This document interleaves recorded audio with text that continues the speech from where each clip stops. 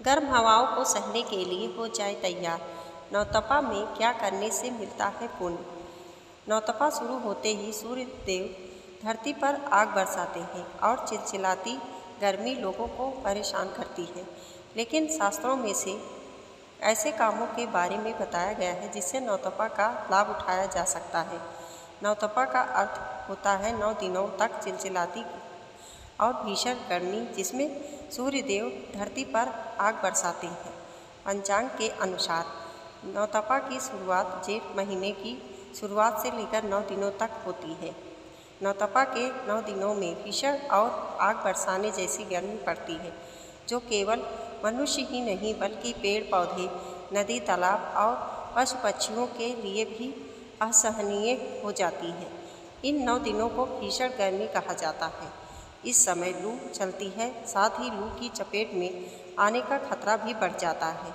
इस साल नौतपा की शुरुआत 25 मई 2024 से हो रही है जो 2 जून 2024 को समाप्त होगी।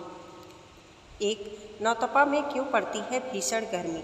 शास्त्रों के अनुसार सूर्य के रोहिणी नक्षत्र में प्रवेश करते ही नौतपा शुरू हो जाता है। रोहिणी नक्षत्र के स्वामी चंद्रमा हैं जिन्हें शीतलता का कारक माना जाता है। ऐसे में जब सूर्य चंद्रमा के नक्षत्र में प्रवेश करते हैं तो इससे चंद्रमा प्रभावित होता है और उसका प्रभाव कम हो जाता है, यानी पृथ्वी पर चंद्रमा की शीतलता कम होने लगती है।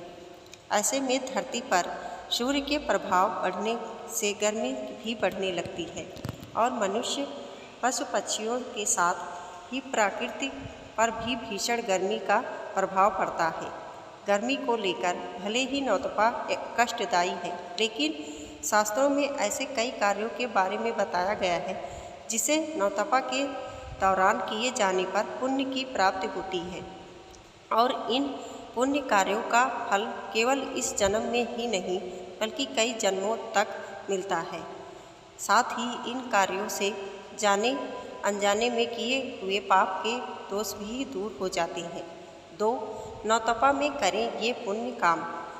3 पेड़ पौधे लगाएं। नौतपा के दौरान पेड़ पौधे लगाने से बहुत पुण्य मिलता है, लेकिन पेड़ पौधे लगाने के साथ ही इसकी सिंचाई भी करें।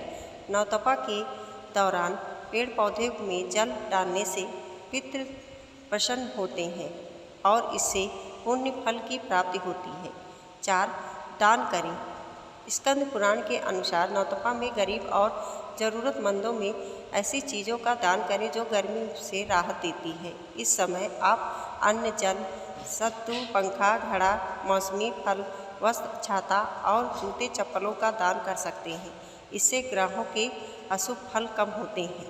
5 ये पवित्र पौधे लगाएं। विष्णु धर्मोत्तर और स्कंद पुराण के अनुसार इस समय धार्मिक और पवित्र पेड़ पौधे जैसे तुलसी, आंवला और पीपल आदि के पौधे लगाना बहुत शुभ होता है। इससे अश्वमेध यज्ञ के समान पुण्य मिलता है। वहीं नीम, बेल, बरगद, आम और इमली के पौधे लगाने से पाप कर्मों से छुटकारा मिलता है। वीडियो पसंद आई हो तो लाइक और सब्सक्राइब करें। हमारे वीडियो को देखने के लिए आपका बहुत बहुत धन्यवाद।